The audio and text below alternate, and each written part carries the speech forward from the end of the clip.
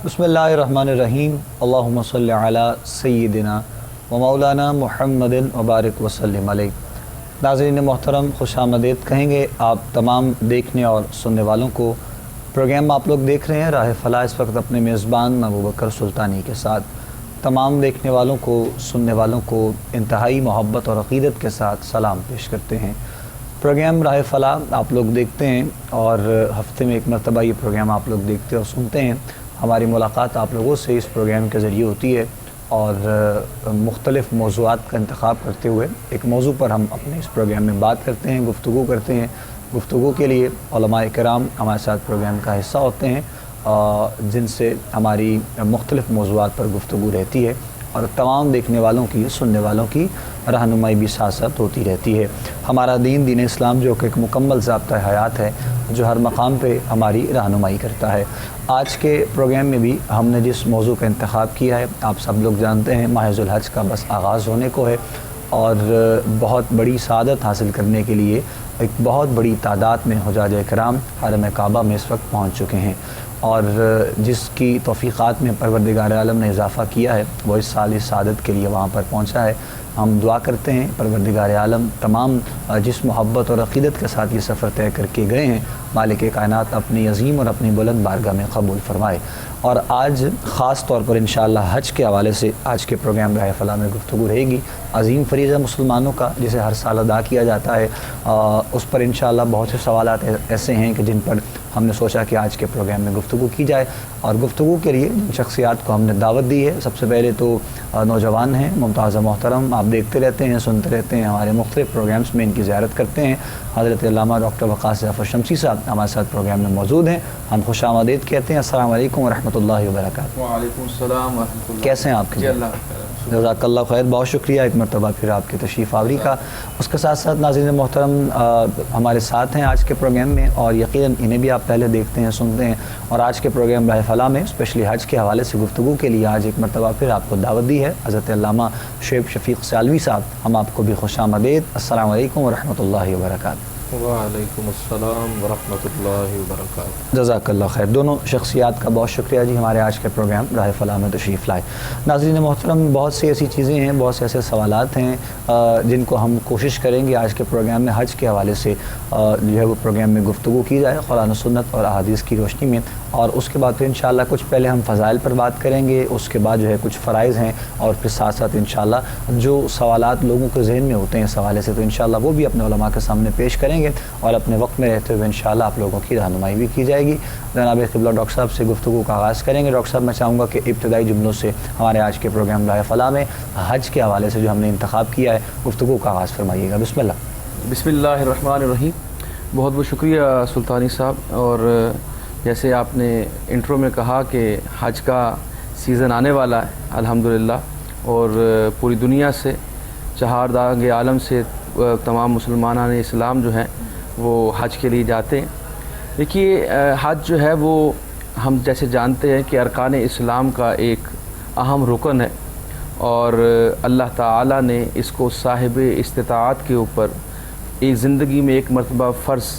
कहा है। और जहाँ तक बात है हज के मानी की, तो इसका माना है इरादा करना। तो हम किस चीज़ का इरादा करते हैं? यानी अल्लाह ताला ने जो अपना घर बनाया, वो घर जो जिसको अल्लाह ताला ने फरमाया इन्ना अव्वला बैतिन वुदिया लिन्नास, वो ज़मीन पर पहला घर यानी पहली इमारत, पहला कंस्ट्रक्शन जो इस ज़मीन पर हुई वो अल्लाह ताला ने बैतुल्लाह की सूरत में करवाई। और हज़रत आदम अलैहिस्सलाम, आप देखिए अगर गौर करेंगे तो हमें पता चलेगा कि हज कितना अहम है एज़ एक मुसलमान की, कितनी बड़ी सआदत है। बाद औक़ात हम समझते हैं कि जी एक इतनी दूर सफ़र करना और वो एक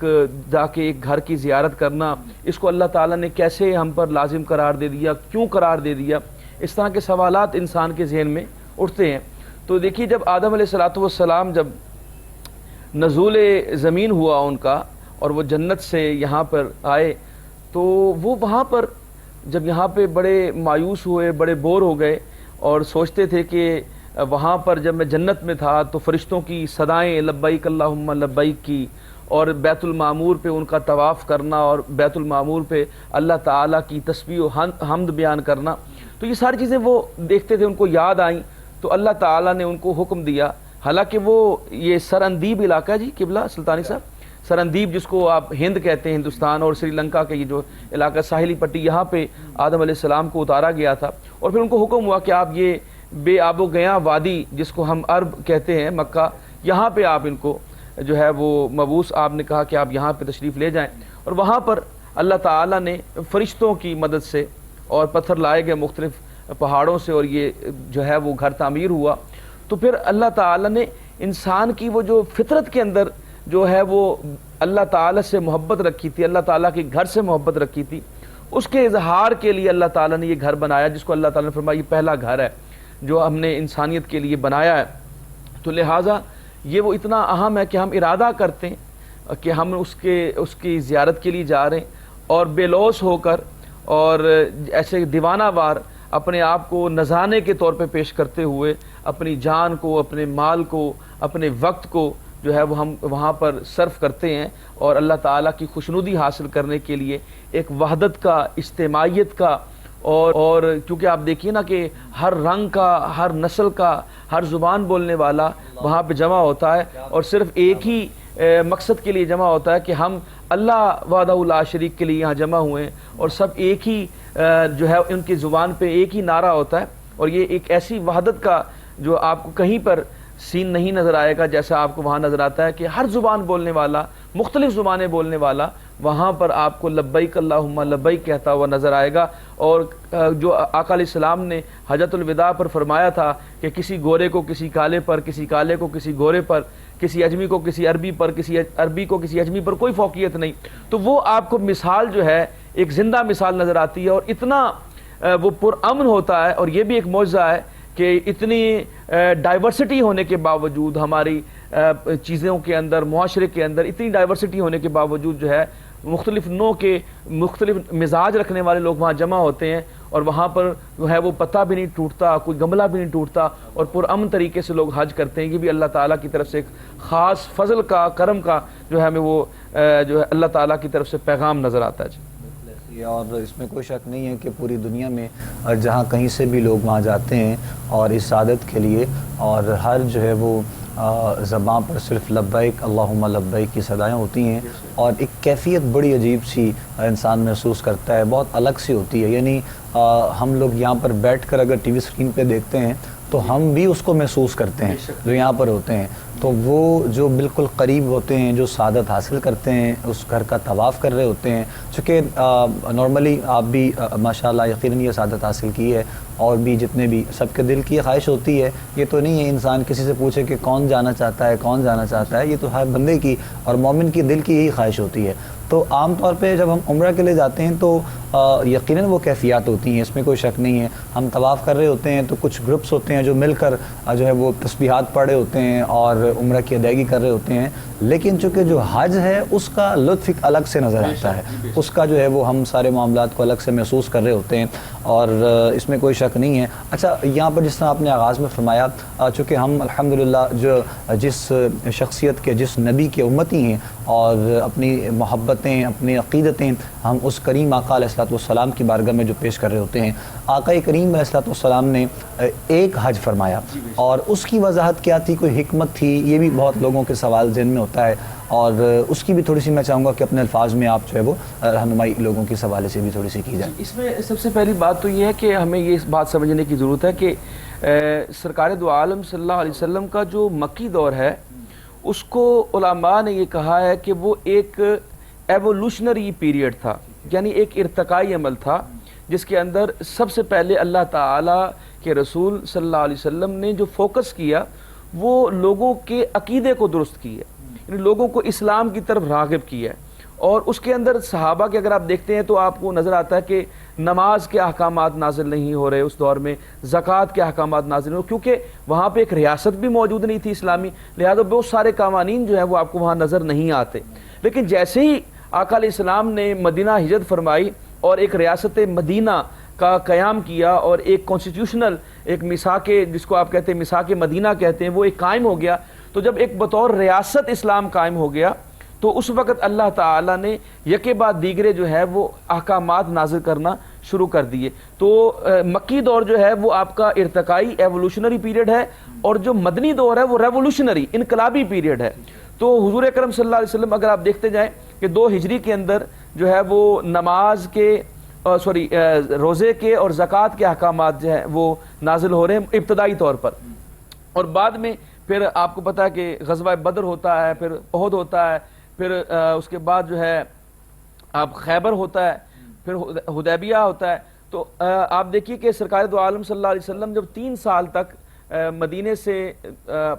دور رہے مکہ سے، تو صحابہ کے ذہن میں بھی تھا کہ ہم نے جانا ہے اور ہم نے جو ہے وہاں پر ہم عمرہ کرنے کی سعادت حاصل کرنا چاہتے ہیں، اور ظاہر ہے وہاں پہ ان کی رشتہ داریاں بھی ہیں، وہاں پہ ان کا بچپن گزرا، ان کی جوانیاں گزری صحابہ کی، تو ان کا بھی جی چاہتا تھا، لیکن حالات نے ساتھ نہیں دیا اور حدیبیہ تک یہ معاملہ پہنچتا ہے اور سب صحابہ عرض کرتے ہیں کہ ہم نے جانا، اور آپ جانتے ہیں کہ ان کو پھر وہاں سے نہیں جانے دیا گیا اور ایک حدیبیہ کا ہوا کہ ہم نے نہیں جانا. تو پھر فتح مکہ ہوتا ہے 8 ہجری کو جب فتح مکہ ہو جاتا ہے، تو اس وقت بھی سرکار دو عالم صلی اللہ علیہ وسلم جو ہیں وہ واپس لوٹ آتے ہیں. یعنی یہ رمضان کا واقعہ اور پھر آپ واپس آ جاتے ہیں، اور اس کے بعد اگلے سال حج کا جو فرض ہونا، اس سے پہلے زمانہ جاہلیت میں بھی حج تھا لیکن اس کے مناسک ایسے نہیں تھے. یعنی کچھ چیزیں تھیں جس کو اللہ تعالیٰ نے قرآن پاک فرمایا الحج شہر معلومات، یعنی اللہ تعالیٰ نے بھی کہا کہ حج کے مہینے معلوم ہیں. مطلب یہ ہے کہ جو چیزیں پہلے سے تھیں ان کو اللہ تعالیٰ نے ویلیڈیٹ کیا ہے، لیکن بہت ساری اس کے فرق تھا. مثال کے طور پہ قریش مکہ جو ہے وہ عرفات میں نہیں جاتے تھے، یعنی جو رکن اعظم ہے اس میں نہیں جاتے تھے. وہ کہتے تھے کہ یہ جو باہر سے لوگ آنے والے ہیں ان کے لیے، ہم تو قریشی ہیں، ہم مکہ کے رہنے والے ہیں، ہمارے لیے نہیں ہے، ہم تو نیٹو لوگ ہیں، تو ہمارے اوپر یہ کنڈیشن نہیں ہے. تو وہ مزدلفہ سے ہی واپس آ جاتے تھے، وہ جو ہے وہاں پر نہیں جاتے. تو اللہ تعالیٰ نے اس کو عرفات کو ہے وہ رکن اعظم قرار دیا کہ تم نے وہاں ضرور جانا ہے. تو اس طرح کی بہت ساری چیزیں جو تھیں وہ آپ جانتے ہیں کہ حج کے مناسک میں شامل نہیں تھی، تو اللہ تعالیٰ نے ان کو شامل فرمایا. اور حضرت ابوبکر صدیق کو آقا علیہ السلام نے جو ہے اس وقت امیر حج بنا کر آپ واپس تشریف لے آئے، اور بے شمار صحابہ نے اس وقت حج کیا. لیکن اگلے سال پھر آقا علیہ السلام نے جو ہے وہ صحابہ کے ساتھ مل کر مدینے سے آپ ٹریول کرتے ہیں اور آپ نے وہ حج کیا ہے. اس لیے حضور اکرم صلی اللہ علیہ وسلم کی زندگی میں یہ ایک ہی حج رہا، کیونکہ اس کے بعد آقا علیہ السلام اس دنیا سے جو ہے وہ ظاہری طور پہ پردہ فرما گئے تھے. تو اس لیے حضور کی زندگی میں اور موقع نہیں ملا، اس لیے آقا علیہ السلام نے حج نہیں کیا. اور یہ بھی ایک میں بتانا چاہتا ہوں کہ حضور اکرم صلی اللہ علیہ وسلم نے یہ جو فرمایا کہ حج ایک دفعہ ہی فرض ہے، تو جو شخص ایک مرتبہ بھی کرتا ہے تو وہ اس کی ایک دلی تسکین ہو جاتی ہے کہ دوسری مرتبہ کرنا تو سنت بھی نہیں ہے، کیونکہ آقا علیہ السلام نے بھی نہیں کیا تو اس کی بھی وہ جی لوگوں کے دل میں یہ بھی خیال ہوتا ہے کہ سرکار نے ایک مرتبہ حج فرمایا ہے تو ایک دفعہ اگر ہو جائے تو ٹھیک ہے. تو یہ لوگوں کے دل میں ایک جو ہے نا وہ اس کو بٹھا لیا جاتا ہے. تو میں نے چاہا کہ اس کی بھی وضاحت تھوڑی سی اس حوالے سے ہو جائے تاکہ جو ہمارے دیکھنے والے ہیں سننے والے ہیں ان کے لیے تھوڑی سی آسانی ہو سکے. اور خوبصورت ماشاءاللہ گفتگو بھی ہے اور موضوع بھی یقیناً ہے، اور سعادت بھی یہ خوبصورت ہوتی ہے جس کو حاصل ہوتی ہے. خواہش تو سب کی ہوتی ہے لیکن کچھ بقیہ معاملات کو بھی دیکھنا ہوتا ہے. اور اگر ہم بات اس سال کی کریں تو موسٹ ایکسپینسو جو ہے وہ ہم دیکھنے میں آیا ہے، سننے میں آیا ہے کہ جو ہے وہ ایک بجٹ کے حوالے سے، یعنی جس دورہ رسالت مآب کی بات جناب قبلہ رخصہ فرما رہے ہیں، اور جو کہا گیا کہ حج بڑی مشقت کا نام ہے، بڑی محنت کا نام ہے اور بڑی جد و جہد کے بعد یہ سعادت حاصل ہوتی ہے. تو یہ سارے چیزیں کہنے کا مقصد کیا تھا، اس پر بھی بات کرتے ہیں. جناب علامہ شعیب شفیق سیالوی صاحب کی جانب بڑھوں گا. میں چاہوں گا آپ بھی گفتگو کا آغاز فرمائیے گا اور شامل ہو جائیے ہماری اس گفتگو میں. بسم اللہ کیجیے علامہ صاحب. بسم اللہ الرحمن الرحیم. وَلِلَّهِ عَلَى النَّاسِ حِجُّ الْبَيْتِ مَنِ اسْتَطَاعَ إِلَيْهِ سَبِيلًا. محترم سلطانی صاحب، آپ کا میں شکریہ ادا کرتا ہوں، پوری کوہ نور ٹیم کا شکریہ ادا کرتا ہوں جنہوں نے مجھے اس خاص پروگرام میں حاضری کا شرف بخشا. اور اللہ تعالیٰ سے بھی یہی دعا ہے اللہ تعالیٰ ہماری آج کی یہ حاضری اپنی بارگاہ میں قبول فرمائے.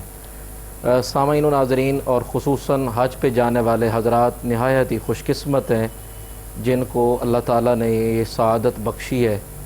اور اللہ اور اس کے رسول صلی اللہ علیہ وآلہ وسلم کی طرف سے زندگی میں ایک بار اس آدمی پر حج فرض ہے جس کو اللہ تعالیٰ نے توفیق بخشی ہے.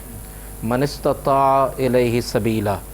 لیکن حج اس کا قبول ہے جو آدمی، جس طرح کے حدیث پاک کے الفاظ ہیں، فلم یرفس ولم یفسق راجع کیوم ولدتہ امہ، حضور علیہ الصلوۃ والسلام او کما قال علیہ الصلوۃ والسلام، حضور علیہ الصلوۃ والسلام نے فرمایا کہ جو آدمی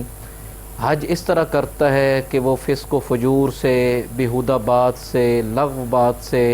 خالی ہو، اور وہ آدمی بغیر کسی گناہ کے وہ حج کر کے واپس آتا ہے، تو وہ اس طرح ہوتا ہے جس طرح آج اس کی ماں نے اسے جنا ہو۔ تو حج اصل میں یہ ہے، جس طرح کہ قبلہ مفتی صاحب ڈاکٹر صاحب فرما رہے تھے کہ حج کا معنی ہے ارادہ کرنا، رب کے گھر کا طواف کرنا، صفا و مروہ کی سعی کرنا، اس کا ارادہ سارا، یہ ایک اپنی جگہ پہ یہ بھی ارادہ ہے۔ لیکن حج جو مین عبادت ہے، میں اس سے تھوڑا سا اگلی بات یہ کروں گا کہ حج آدمی جب کرتا ہے تو وہ اس ارادے سے جاتا ہے کہ یار جب میں جاؤں گا تو وہاں سے اللہ اور اس کے رسول صلی اللہ علیہ وسلم کے در کی حاضری دے کر آؤں گا،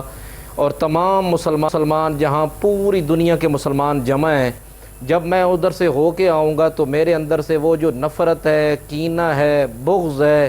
وہ جو دشمنی بھری ہوئی ہے، وہ جو میرے اندر ریاکاری ہے، دکھاوا ہے، میرے اندر جو وہ تکبر و غرور والی جو چیزیں ہیں وہ ختم ہونی چاہیے۔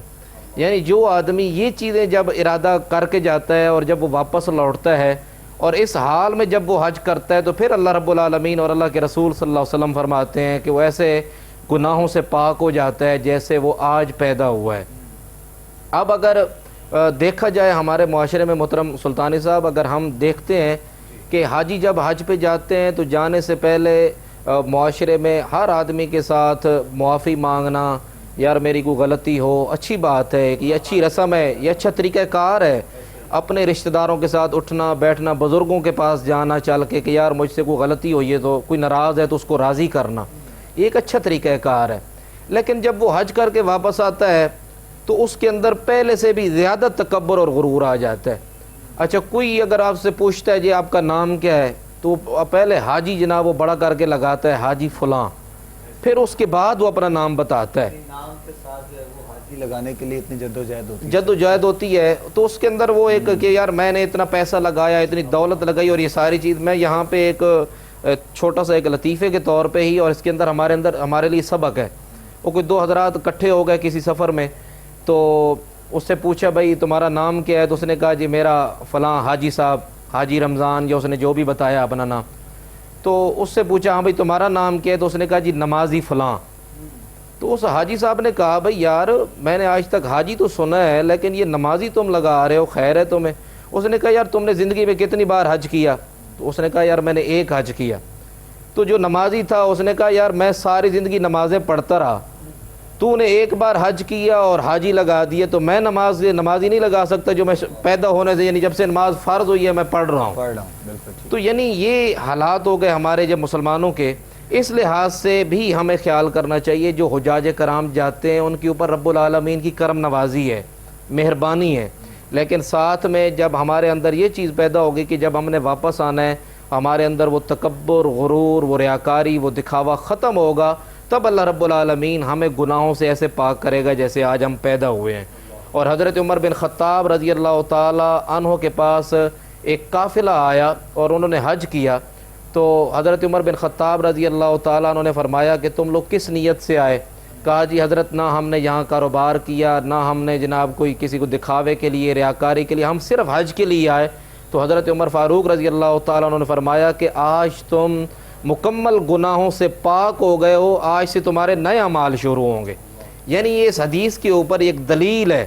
ہمارے لیے کہ ایک آدمی جو ہے وہ جب حج کرتا ہے اللہ رب العالمین کے گھر کا، تو اللہ رب العالمین اسے تمام گناہوں سے پاک اور صاف فرما دیتا ہے۔ اور یہ جو حجاج کرام جا رہے ہیں یہ کوئی عام سعادت نہیں ہے، یہ ایک جس طرح علامہ صاحب نے فرمایا کہ یہ ایک اہم رکن ہے، ہمارا اسلام کا بنیادی رکن ہے، اور اس کو ادا کرنا چاہیے جس کے اوپر اللہ رب العالمین نے یہ فرض کر دیا ہو۔ ایک حضور علیہ السلام کا اور بھی فرمان ہے،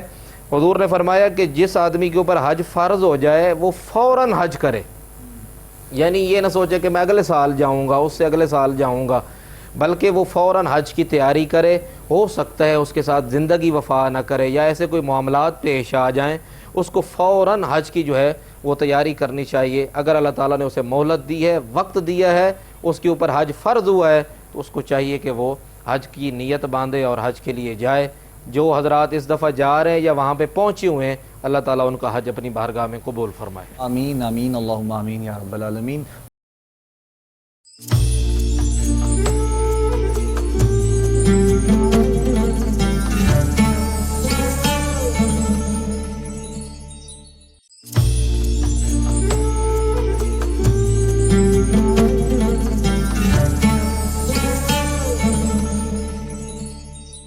خوبصورت گفتگو جاری ہے جی ماشاءاللہ حج کے حوالے سے، اور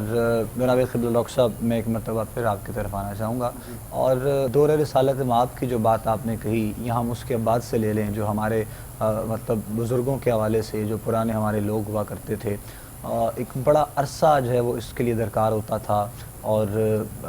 کئی مہینے سفر میں یہ لوگ رہتے تھے، اور اس کے بعد ایک بہت بڑی سعادت کے بعد اللہ کے گھر کا طواف، وہاں کی زیارت، پھر یہاں کے لوگوں کو مل کر جانا، یہ سارے معاملات موجودہ اعتبار سے اگر بات کی جائے تو آسائشیں ہیں، یعنی جدید دور آ چکا ہے، ٹیکنالوجی بہت جدید ہو چکی ہے، اور سفر جو ہے وہ ہواؤں کا ہو گیا، اور بہت گھنٹوں کے بعد جو ہے وہ ہم لوگ وہاں پہنچ جاتے ہیں، ساری چیزیں ہم لوگ مانتے ہیں۔ لیکن جیسے جیسے زندگی بڑھ رہی ہے، وقت گزر رہا ہے، دنیاوی تمام معاملات آگے بڑھ رہے ہیں، اس دفعہ جو حج کے بجٹ کے حوالے سے اگر ہم تھوڑی سی بات کریں، یعنی ایک بہت بنیادی رکن ہمارا، اور خاص طور پر جس طرح وہ کہتے ہیں کہ ایک وہی گھر ہے، ایک وہی در ہے جہاں پر انسان جا کر اپنے رب سے یہ گفتگو کرتا ہے، اپنے رب سے باتیں کرتا ہے، رب کے حبیب کے گھر جاتا ہے، اپنے التجائیں، اپنی خواہشات ہم پیش کرتے ہیں۔ تو وہ فائنینشلی اگر ہم بات کریں تو بہت زیادہ اس دفعہ دیکھنے میں آیا ہے کہ بہت بڑی تعداد تھی، 1 لاکھوں روپے تک جو ہے وہ 1 ملین کراس کر گیا جو ہے وہ ایک پرسن کے لیے۔ تو اس کی خاص وجہ کیا ہے؟ مطلب بنیادی چیزیں کہاں پر یہ آپ سمجھتے ہیں کہ یہ وجہ بنتی ہے، اور لوگوں کے لیے پریشانیاں ہیں، لوگ مسائل ہیں، اس تعداد کے ساتھ لوگوں نے اس سال جو ہے وہ حج کی سعادت حاصل نہیں کی ہے، بوجہ جو ہے وہ بجٹ کے حوالے سے ایکسپینسو ہونے کی وجہ سے۔ تو اس کی جو خاص وجہ ہے کیا ہے؟ اگر کوئی پیغام بھی ہے ہمارا، مطلب کوئی تنقید نہیں ہے، الحمدللہ ہمارا ایک پیغام ہی ہے جو پیغام محبت ہمارا ہوگا انشاءاللہ، تاکہ ہمارے لوگوں تک بھی پہنچ سکے۔ تو اس کے حوالے سے میں چاہوں گا چند جملے آپ ارشاد فرمائیے گا۔ اس میں سلطانی صاحب پہلی چیز تو یہ ہے کہ جیسے آپ نے اپنے اسلاف کے حوالے سے بات کی، تو اللہ تعالیٰ نے استطاعت کی بات کی ہے۔ تو استطاعت ہوتی ہے آپ کی کیپیبلٹی، آپ کی کیپیسٹی، آپ کی اہلیت۔ تو سابقہ اگر ادوار کی بات کریں تو اس کے اندر آپ کی جو ہے نا فزیکلی آپ کا فٹ ہونا بڑا ضروری تھا۔ یعنی آپ جیسے آپ بتا رہے ہیں کہ اب تو بیچارے معذور لوگ بھی حج پہ چلے جاتے ہیں، ویل چیئر کے اوپر بھی چلے جاتے ہیں، لیکن اس وقت کیونکہ پیدل سفر ہوتا تھا، یا چند ہمارے پاس سواریاں ہوتی تھیں، اونٹ کی سواری ہو گئی، گھوڑے کی سواری ہو گئی، اس طرح کی سواریاں، تو ان کے اوپر سفر ہوتا تھا، تو وہ پھر مہینوں کے اندر طویل ہوتا تھا۔ تو اس کے لیے انسان کا فزیکلی طور پہ ٹھیک ہونا ضروری، جیسے علامہ صاحب فرما رہے تھے کہ جیسے ہی انسان کے اوپر حج فرض ہو تو اس کو وہ کرنا چاہیے، اسی سال وہ حج کرے۔ تو اگر اس چیز کو آپ مد نظر رکھیں تو فائنینشلی اتنی پرابلم نہیں تھی جتنی فزیکلی انسان کو فٹ ہونے کی ضرورت تھی۔ آج کا دور میں کیونکہ فائنینشلی طور پہ استطاعت، وہی آپ جو بات کر رہے ہیں، بڑی معذرت سے ایک جملہ بس میں ایڈ کرنا چاہ رہا ہوں۔ پہلے جب ہم سنتے تھے یا دیکھتے تھے تو سب سے پہلا جملہ یہ ہوتا تھا کہ یار اس کی عمر نہیں ہے، مطلب وہ کہتے ہیں نا جوانی کا حج ہے، وہ ہم سنتے آ رہے ہیں بچپن سے، لوگ کہتے ہیں کہ حج تو جوانی کا ہے، تو اب تو معاملہ الٹ ہو گیا سارا۔ جی ایسے ایک اس میں ایک یہ بھی بات ہے، جس طرح ابھی اسی حدیث کی طرف کہ ہمیں فوراً حج کرنا چاہیے، یعنی جس کی استطاعت ہے وہ کرے۔ اب رہ گیا معاملہ کیونکہ اس مہنگائی کے دور میں واقعی یہ بہت بڑا المیہ ہے ہمارے لیے کہ بہت سارے لوگ جو ہیں، اس بار تو پاکستان کی اگر بات کی جائے تو جو سرکاری کوٹا تھا وہ واپس کرنا پڑا ہے، کیونکہ اتنے لوگوں کے پاس کیپیسٹی نہیں تھی کہ لوگ جو ہے وہ حج پہ جا سکیں۔ تو یہ ایک بدقسمتی ہے، کیونکہ اس کو آسان بنانا چاہیے، کیونکہ اگر ہم دیکھتے ہیں دیگر ممالک کی طرف، ایون کہ جو غیر مسلم ممالک ہیں وہاں پر بھی جو مسلمان ہیں ان کے لیے بھی آسانی ہے کہ وہ حج پر جاتے ہیں۔ ہمارے ساتھ انڈیا کی مثال موجود ہے کہ وہاں پر زیادہ ہم سے بہتر ان کو آسائشیں بھی ملتی ہیں اور وہ بہتر طریقے سے جا سکتے ہیں۔ تو یہ اس حوالے سے ہمیں سوچنے کی ضرورت ہے کہ یہ ہمارے پاس، اور دوسری بات یہ ہے کہ صرف ثواب کی نیت نہیں ہونی چاہیے حج کے لیے، آپ عمرے پہ بھی جا سکتے ہیں، ضروری نہیں ہے کہ آپ نے حاجی ہی کہلانا ہے۔ اگر آپ کے پاس استطاعت نہیں تو اللہ تعالیٰ آپ سے سوال نہیں کرے گا۔ مثال کے طور پہ میں ان لوگوں کو کہنا چاہ رہا ہوں جن کے پاس اتنے پیسے نہیں بن پائے یا نہیں بن پا رہے کہ وہ حج پہ چلے جائیں، تو اللہ تعالیٰ نے تو آپ کو استطاعت کے حوالے سے کیا، یعنی اگر سرکاری حج جو ہے وہ 1 ملین سے اوپر چلا گیا ہے اور جو پرائیویٹ حج ہے وہ میرے خیال ہے 2 ملین کے قریب یا 2 ملین سے بھی اوپر چلا گیا. تو اس میں یہ ہے کہ اگر آپ کے پاس اتنی فائنینشیل جو ہے وہ اسسٹنس موجود نہیں ہے تو پھر آپ کو اس میں پریشان ہونے والی بات نہیں ہے کہ اللہ تعالیٰ کے ہاں کوئی آپ کسی حوالے سے جو ہے، میں صرف آپ کو یہ تسلی دے رہا ہوں کہ ایسی کوئی بات نہیں ہے کہ اللہ تعالیٰ ہم سے کوئی ناراضگی کا اظہار کرے گا. ظاہر ہے جس کے اوپر اس کی استطاعت نہیں ہے وہ اس پہ جانے کے لیے اللہ تعالیٰ نے اس کو مجبور نہیں کیا، بلکہ آقا علیہ السلام نے یہی فرمایا کہ جس کو کسی جابر اور ظالم حکمران نے نہ روکا اور وہ حج پر نہ جائے تو پھر وہ میری طرف سے، ہماری طرف سے وہ یہودی مرے یا نصرانی مرے، ہمارا اس کے ساتھ کوئی تعلق نہیں ہے. تو لہٰذا جان بوجھ کر اگر کوئی حج پہ نہیں جاتا تو اس کے اوپر یہ حدیث ویلڈ آتی ہے. لیکن اگر کسی کے بعد اتنے آسائش نہیں ہے یا اس کے پاس فزیکلی اتنی اس کے پاس اپروپریٹ چیزیں موجود نہیں ہے کہ وہ حج پہ جا سکے تو اس کے اوپر حج فرض ہی نہیں ہے. اب ایک یہ بات ہو گئی. دوسری بات جو ہے وہ بڑی اہم ہے اس حوالے سے، جس کا اشارہ علامہ صاحب نے کیا کہ لوگ جاتے ہیں اور وہ ریاکاری اور وہ سب کچھ اور دکھاوے کے لیے. تو اللہ تعالیٰ نے تو بڑا سمپل یہ فرمایا ہے قرآن پاک میں کہ آپ حج پہ جا رہے ہیں تو فلا رفث ولا فسوق ولا جدال فی الحج، کہ آپ نے جاتے ہوئے کوئی اپنی نفسانی خواہشات کا جو ہے وہ اظہار نہیں کرنا، آپ نے اس کے اندر کوئی جنگ و جدل نہیں کرنا، کوئی لڑائی جھگڑا نہیں کرنا، اور آپ نے کسی قسم کا جو ہے اسی حوالے سے کوئی فسق و فجور کا آپ نے معاملہ نہیں کرنا. اور حضور اکرم صلی اللہ علیہ وسلم کی دوسری ایک حدیث اس سے جو ہے وہ ویلیڈیٹ ہوتی ہے کہ آقا علیہ السلام نے فرمایا جس کی زبان اور ہاتھ سے دوسرا حاجی جو ہے وہ محفوظ رہا تو اس کا حج قبول ہوگا، اس کو حج مبرور کا ثواب ملے گا. اور اس لیے اللہ تعالیٰ نے اس کو زندگی میں ایک بار رکھا ہے کہ یہ بڑا ڈیفیکلٹ جاب ہے، کیونکہ آپ کو وہاں پر بہت سارے مسائل کا سامنا کرنا پڑتا ہے، بہت سارے مسائب کا. آج بھی حالانکہ فیسلٹیز تو بہت زیادہ ہیں، سہولیات ہیں، تب بھی آج بھی لوگوں کو وہاں پہ بہت زیادہ، کیونکہ تعداد بہت زیادہ بڑھ گئی ہے، لہٰذا کوئی نہ کوئی ایسی ٹربل یا مشکل رہتی ہے اس حاجیوں کو. اس حوالے سے آقا علیہ السلام نے اس پہ صبر کرو، اس کے اوپر صبر کرو گے اور اپنے آپ کو اپنے استقامت شو کرو گے، اپنی زبان سے اور اپنے ہاتھ سے دوسرے مسلمانوں کو محفوظ رکھو گے، تب تمہیں حج مبرور کا ثواب ملے گا. اور یہ سلطانی صاحب 2 ایسے موقع ہیں یا 2 ایسے معاملات ہیں جن کے اوپر آقا علیہ السلام نے فرمایا کہ وہ ایسے پاک ہو جاتے جیسے ابھی ماں کے پیٹ سے ابھی اس نے جنم لیا ہے. ایک وہ شخص جو زمانہ کفر میں اپنی زندگی گزارتا رہا اور اللہ تعالیٰ نے اس کو ایمان کی دولت سے نوازا تو آقا علیہ السلام نے فرمایا پچھلے سارے اس کے گناہ معاف ہو جائیں گے. یعنی وہ 40 سال کی عمر میں کلمہ پڑھ لے، وہ 50 سال کی اس کا بچپن، اس کی جوانی بھی اگر برائیوں میں گزری، اگر اس نے اسلام قبول کر لیا تو اللہ تعالیٰ اس کو معاف فرما دے گا، سارے اس کے گناہوں کے اوپر جو ہے وہ لکیر پھیر دی جائے گی. اور دوسرا آپ دیکھیں ارکان اسلام میں نماز کتنی اہم عبادت ہے، تو نماز ہے، روزہ ہے، زکوٰۃ ہے، یہ وہ معاملات ہیں جن کی وجہ سے کسی ایک عمل کے اوپر اللہ تعالیٰ نے یہ نہیں فرمایا کہ تم ایسے پاک ہو جاؤ گے جیسے ابھی ماں کے پیٹ سے تم نے جنم لیا. لیکن حج ایک ایسی عبادت ہے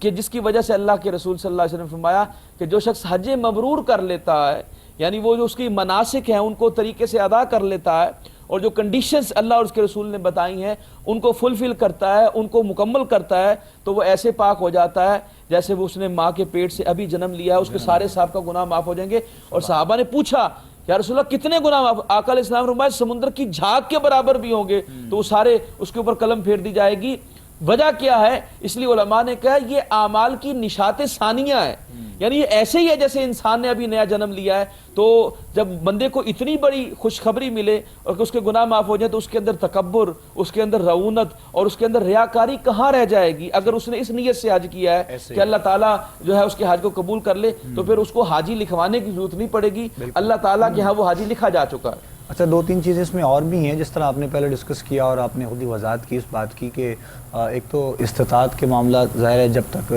مالک یہ آپ کو عطا فرمائے تو ہی آپ کے معاملات آگے بڑھتے ہیں. لیکن ہم نے دیکھا ہے کہ بہت سالوں سے جو لوگ جس طرح ابھی یہ مثال دی جا رہی ہے کہ حاجی صاحب لکھوانے کے حوالے سے جناب شفیق شالوی صاحب نے بھی جو ہے وہ ایک مثال جو ہے وہ پیش کی، اور حالانکہ اس مثال میں وہ جو گفتگو تھی وہ رہنمائی کے طور پر ہے، مطلب آپ لوگوں کی جو ہے وہ دیکھنے والوں کے لیے، سننے والوں کے لیے. ہم نے یہ دیکھا ہے جناب ڈاکٹر صاحب قبلہ کہ ایک تو حاجی لکھوانے کے لیے یا پھر ایک لوگوں نے بہت نارمل اس طریقے کو اس طرح کا جو ہے وہ ایونٹ بنایا ہے کہ سال کے بعد کچھ لمحات ایسے آتے ہیں، خاص طور پر کچھ عمرہ ہمارے ایسے لوگ ہیں کہ جن کے لیے بہت نارمل ہے، وہ اس کو بڑا محسوس کرتے ہیں اس حوالے سے. تو پہلے آپ نے دیکھا ہوگا کہ 40 دن کے لیے مکمل حج کا پیکیج ہوا کرتا تھا، تو اب عرصہ 2-3 سالوں سے شارٹ حج پیکیج آنا شروع ہوئے ہیں، اور وہ اس لیے آنا شروع ہوئے ہیں کہ 5 دن کا حج ہوتا ہے، 2 دن پہلے لوگ جاتے ہیں حج کر کے واپس آ جاتے ہیں. یعنی یہ کیا اپنی ذات پر کوئی احسان ہے یا خدا نہ خواستہ کسی اور ذات پر یہ احسان کر رہے ہیں لوگ؟ اس کی تھوڑی سی وضاحت فرمائیں. بالکل، اس میں سب سے پہلی بات یہ ہے کہ ایک تو ایک حوالے سے تو یہ اللہ کا شکر ہے کہ اسلام کا جو بنیادی ڈھانچہ ہے، جو سٹرکچر ہے، وہ تو الحمدللہ موجود ہے. اور آپ دیکھتے ہیں ہمارے مسلم معاشرے کے اندر نمازیں ہو رہی ہیں، جو ہے وہ جماعت کے ساتھ نماز بھی ہو رہی ہے، اذانیں بھی ہو رہی ہیں، روزے بھی رکھ رہے ہیں، جن ایونٹس کی آپ بات کریں محافل بھی ہو رہی ہیں، ٹھیک ہے جی، اور زکوٰۃ کا اہتمام بھی کیا جاتا ہے، خیرات کا دسترخوان لگائے جاتے ہیں، حج پہ بھی لوگ جاتے ہیں. تو ایک بنیادی سٹرکچر جو ہے وہ تو موجود ہے، لیکن اس کی روح باقی نہیں ہے، اور اس کی روح جو ہے وہ تقوی ہے. اور اللہ تعالیٰ نے فرمایا وَتَزَوَّدُوا کہ تم جو ہے نا اپنا انتظام کر لیا کرو جب حج پہ جاتے ہو. فَإِنَّ خَيْرَ زَادِ التَّقْوَىٰ، اور سب سے بہترین جو زاد راہ ہے جو تم حج کے لیے لینا چاہتے ہو وہ تقوی ہے. اب سوال یہ پیدا ہوتا ہے، جو آپ کا سوال ہے نا کہ 5 دن کے لیے جا رہے ہیں 7 دن کے لیے، بات یہ ہے کہ اللہ تعالیٰ نے اس میں بھی قرآن پاک میں کہا ہے کہ جو 2 دن بعد بھی لوٹ آئے وہ بھی کافی ہے، جو 3 دن بعد پورے کر لے تب بھی کافی ہے. اللہ تعالیٰ کو وہاں پہ دن زیادہ گزارنے سے مطلب نہیں ہے. اللہ تعالیٰ یہ فرما رہا ہے کہ تم نے تقوی لے کر چلنا ہے. اب تقوی یہاں سے لے کر چلنا ہے. اور اگر آپ اس چیز کو ذرا، میں اگر بس ٹائم ہے تو میں آپ کو تھوڑا سا اس کی وضاحت کرنا چاہتا ہوں. جی آپ یہ دیکھیے ارکان اسلام کو ذرا مائنوٹلی اسٹڈی کریں آپ، تو آپ دیکھیں ارکان اسلام میں جو سب سے پہلا رکن ہے وہ شہادت ہے. شہادت کا معنی ہے کہ آپ اللہ تعالیٰ کی اور رسول اللہ صلی اللہ علیہ وسلم کی گواہی دے رہے ہیں. تو اس کو آپ یوں لیجیے کہ یہ تعارف ہوتا ہے. تو جب انسان کا کسی چیز سے تعارف ہوتا ہے تو اللہ تعالیٰ نے اگلا رکن نماز رکھا ہے. تو نماز کا مطلب یہ ہے کہ جس کا آپ کے ساتھ تعارف ہوا ہے اس کے ساتھ آپ کا تعلق بن جائے. اس لیے اللہ نے کہا 5 مرتبہ میری مسجد میں آؤ اور نماز پڑھو تاکہ تمہارا میرے ساتھ تعلق جو ہے وہ استوار رہے اور یہ کبھی ٹوٹے نہ.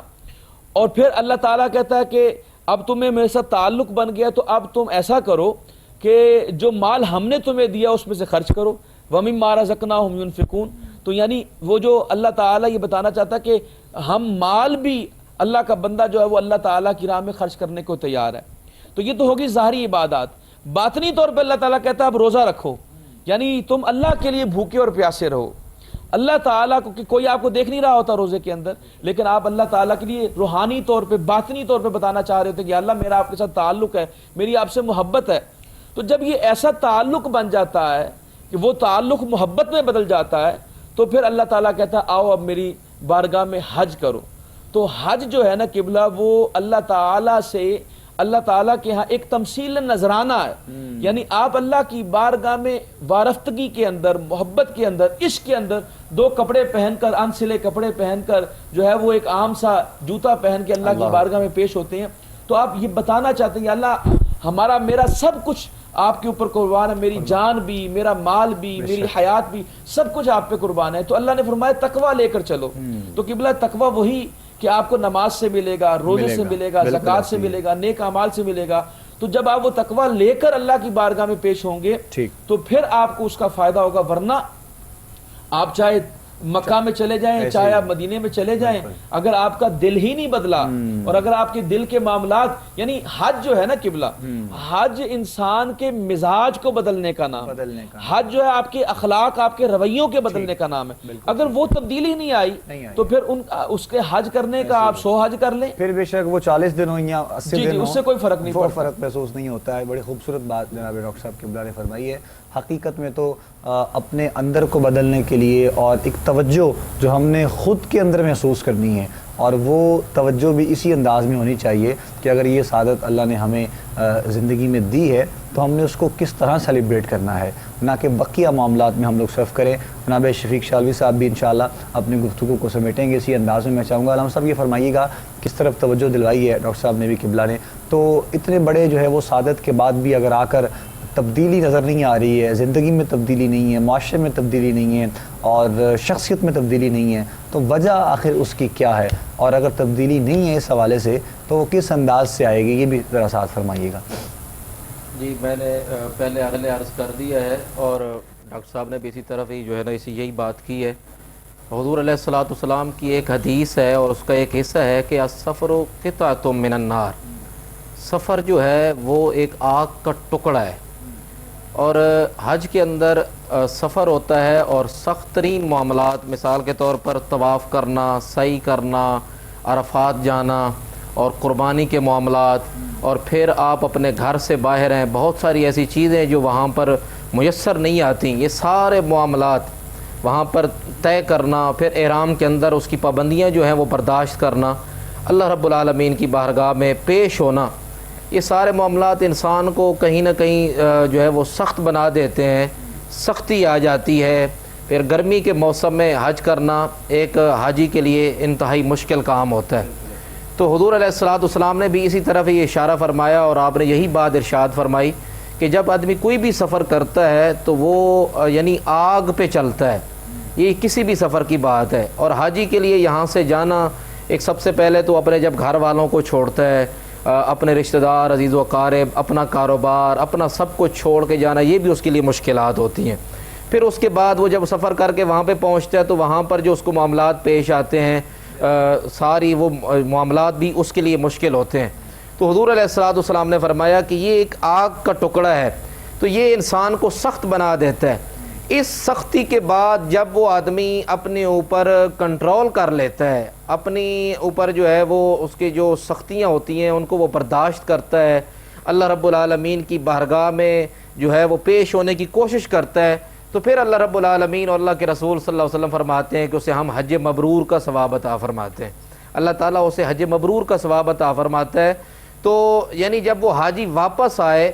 تو اس سے یہ سبق حاصل کر کے آئے کہ یار جب میں اللہ کی بارگاہ میں پیش ہوا، یعنی سٹارٹ میں ہی، شروع میں ہی، جیسے علامہ صاحب نے فرمایا کہ تقوی جو ہے یہ بڑا ضروری ہے، اللہ رب العالمین کا ڈر اس کے سینے میں موجود ہونا چاہیے، اور اللہ کے رسول صلی اللہ علیہ وسلم کی محبت ہونی چاہیے، اور وہ یہ ارادہ لے کر جائے کہ میں جب حاجی بن کے آؤں گا تو میں لوگوں کو بتاؤں گا کہ سختیاں برداشت کرنے کے بعد بھی انسان کو معتدل رہنا چاہیے، نرم مزاج رہنا چاہیے۔ حالانکہ دیکھا یہ جاتا ہے کہ میں نے پہلے کہا کہ تکبر اور غرور آنے کے ساتھ ساتھ حجاج کرام جو واپس آتے ہیں ان کے اندر سختی آ جاتی ہے۔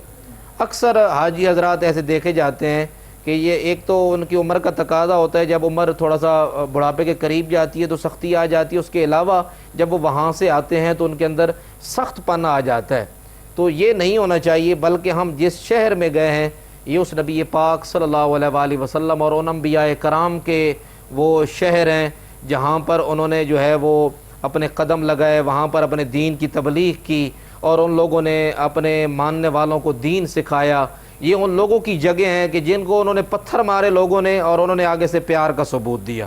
حالانکہ وہاں سے ہمیں یہ سبق لے کر آنا چاہیے کہ جب ہم واپس آئیں تو ہمارے اندر سخت پن نہیں ہونا چاہیے، بلکہ ہم جب وہاں سے واپس آئیں تو نرم پن لے کر آئیں، حضور علیہ الصلوۃ والسلام کی سنت کو اپناتے ہوئے واپس آئیں اور لوگوں کے ساتھ نرمی کے ساتھ پیش آئیں۔ تو اس لیے ہمیں اس سبق سے، اس حج سے یہ سبق ملتا ہے، خصوصاً حجاج کرام سے یہ بھی گزارش ہے کہ جب ہم خانہ کعبہ جاتے ہیں، جتنا وہاں پہ ثواب زیادہ ہے، جیسے انسان گناہوں سے پاک ہو جاتا ہے اسی طرح وہاں پہ کوئی غلطی کرنے سے گناہ بھی زیادہ ہے۔ حضرت عمر فاروق رضی اللہ تعالیٰ عنہ فرماتے ہیں، آپ فرماتے ہیں کہ 70 یعنی ایک گناہ کرنے سے بہتر ہے، یعنی حرم شریف کی حدود میں میرا ایک گناہ کرنے سے بہتر ہے کہ میں باہر کسی حد میں حرم سے باہر 70 گناہ کر لوں۔ مطلب کیا ہے کہ باہر 70 گناہ کرنا اور حرم شریف میں ایک گناہ کرنا وہ 70 پہ بھاری ہے، حضرت عمر بن خطاب رضی اللہ تعالیٰ عنہ فرماتے ہیں۔ اور اسی طرح ایک آدمی جب نیکی کرتا ہے تو حدیث پاک کا ایک مفہوم ہے کہ انسان کو اللہ رب العالمین 700 نیکیاں زیادہ عطا فرماتا ہے۔ اور حرم شریف میں ایک نماز پڑھنا، حرمین طیبین میں ویسے نمازوں کا ثواب ہے، جس طرح کہ مکہ المکرمہ میں خانہ کعبہ میں ایک نماز پڑھنا 1,00,000 نماز کے ثواب ہے جو برابر۔ اسی طرح جو مسجد نبوی میں آدمی نماز ادا کرتا ہے اسے 50,000 نماز کا ثواب ملتا ہے، اور اللہ رب العالمین اگر زیادہ عطا فرمائے تو وہاں بھی 1,00,000 نمازوں کا ثواب ہے۔ تو یہ نہیں، یہ جہاں جس طرح وہاں پر نمازوں کا ثواب زیادہ ہو جاتا ہے، ایک نیکی کا ثواب زیادہ ہو جاتا ہے، اسی طرح وہاں پر اگر آدمی کوئی غلطی کرتا ہے، گناہ کرتا ہے، تو وہاں پر گناہوں کا جو ہے، ایک گناہ کا جو ہے وہ گناہ جو ہے وہ بھی زیادہ لکھا جاتا ہے۔ اس لیے حجاج کرام سے یہ گزارش ہے کہ وہاں پر کسی غلطی سے بھی محفوظ رہیں، ایسا نہ ہو کہ ہم سے کوئی غلطی سرزد ہو جائے اور ہم اسلام سے ہی خارج ہو جائیں، ایسا نہ ہو کہ ہم اپنی بخشش کروانے جائیں اور ہم دوزخ کے مستحق ہو جائیں۔ اس لیے وہاں پر یہ بھی کوشش کرنی چاہیے، اور وہاں پر جا کر ارادہ یہ لے کر آئیں کہ جب ہم واپس آئیں تو ہمارے اندر اخلاق کے اندر جو ہے وہ تبدیلی آنی چاہیے، ہمارے رویے کے اندر تبدیلی آنی چاہیے۔ آپ صلی اللہ علیہ وآلہ وسلم کا اخلاق وہاں سے لے کر آئیں، وہاں پر ہم جب جائیں تو ہم یہ نیت بنا کر آئیں کہ ہم جب واپس آئیں گے تو آپ صلی اللہ علیہ وآلہ وسلم کی سنت پر عمل پیرا ہوں گے۔ کہ آپ بھی پیغام 2-3 جملوں میں آج کی تمام ہماری گفتگو کے حوالے سے ضرور فرمائیے گا۔ جی بس یہ ہے جس طرح کہ ابھی فرما رہے تھے علامہ صاحب کہ وہاں پر کوئی گناہ نہ ہو جائے، ظاہر ہے حرم کے اندر احرام کی پابندیاں ہیں، تو ان کو آپ دیکھیے کہ حاجی کے اوپر کچھ لوگوں کو معلوم نہیں ہے کہ حاجی کے اوپر قربانی نہیں ہے، قربانی واجب نہیں ہے حاجی کے اوپر۔ تو یہ جو قربانی ہم وہاں پر دیتے ہیں وہ قربانی نہیں ہوتی، وہ دم ہوتا ہے۔ جب ہم کہتے ہیں نا کہ حلق سے پہلے آپ کو وہ چٹ دے دیتے ہیں کہ فلاں وقت پہ آپ کی وہ قربانی ہو جائے گی، وہ قربانی نہیں ہوتی بلکہ وہ دم ہوتا ہے کہ خدا نہ خواستہ کوئی نہ کوئی ایسی غلطی ہم سے ہو جائے، کیونکہ آپ نے اگر ایک بال بھی توڑ لیا جان بوجھ کے احرام کی حالت میں تو ایک بال کے بدلے آپ کو ایک دم دینا پڑے گا، یعنی ایک قربانی دینی پڑے گی۔ تو لہٰذا وہاں پر ہم وہ دم دیتے وہ اسی چیز کا کفارہ ہوتا ہے کہ ہم سے کوئی غلطی کوتاہی جان بوجھ کر نہیں بلکہ ہمیں معلوم نہ ہو اور غلط فہمی میں ہم سے کوئی گناہ ہو گیا تو ہم اس سے بھی محفوظ رہیں۔ یہ ایک پیغام ہو گیا۔ اور دوسری بات یہ ہے کہ آپ دیکھیے کہ حج ہے کیا؟ حج قبلہ اصل میں تو دیکھیں نا کہ اللہ تعالیٰ فرماتا ہے ان الصفا والمروۃ من شعائر اللہ، کہ صفا اور مروہ میری نشانیوں میں سے ہیں۔ تو وہاں پہ ہم وہ نشانیاں دیکھنے جاتے ہیں، ان صابروں کی، حضرت اسماعیل علیہ السلام کی قربانی دیکھنا جاتے ہیں، ابراہیم علیہ السلام کی قربانی دیکھتے ہیں، ہم حضرت ہاجرہ کی، وہ مینا میں جاتے ہیں، وہاں پہ جو مناسک دیکھتے ہیں کہ کنکریاں مار رہے ہیں وہ شیطان کو۔ تو وہ سارا جو پروسیس ہے اگر آپ دیکھتے ہیں تو وہ اللہ کے بندوں کی یاد کا نام ہے، جنہوں نے اپنی زندگی اپنا کریکٹر شو کیا، جنہوں نے اللہ تعالیٰ نے اگر ان کے اوپر کوئی آزمائش ڈالی تو اللہ تعالیٰ کی اس آزمائش کے اوپر انہوں نے صبر کیا اور اس کو جھیلا۔ تو ہمیں ایز اے مسلمان یہ دیکھنا چاہیے کہ جب ہم